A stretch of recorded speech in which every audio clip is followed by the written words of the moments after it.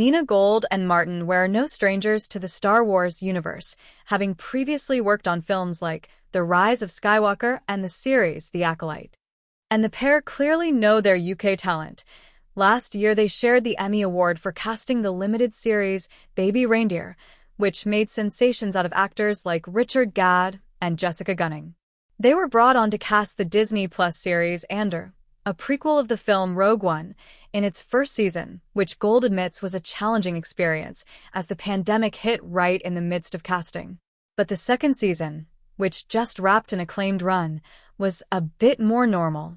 It helped that the first season was so well received and that creator and showrunner Tony Gilroy's writing was impeccable. The scripts are so brilliant. Actors just love doing it, reveals Ware. You get really brilliant actors wanting to come in and play even smaller parts.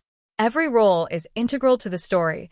There's no loose fat anywhere in the writing, and actors love that. Still, Season 2 had its challenges, such as populating the planet Ghorman in a storyline that began to feel too timely.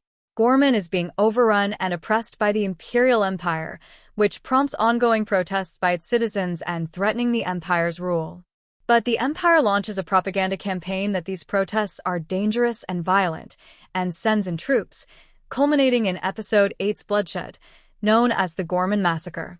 Several great actors reprised their Andor Season 1 roles from their roles Rogue One, most notably the lead, Cassian Andor Diego Luna. Still, the casting directors populated the Andor ensemble with some real discoveries, including Elizabeth DeLoe as Kleya Marki, who starts as the assistant to Stellan Skarsgård's prominent rebel operative Luthen Rael.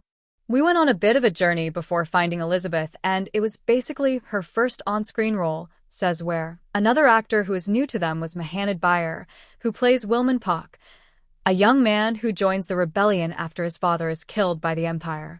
He's got a tiny part in the first season and became a really big part of the second season, says Ware, noting that the CDs didn't know that would happen.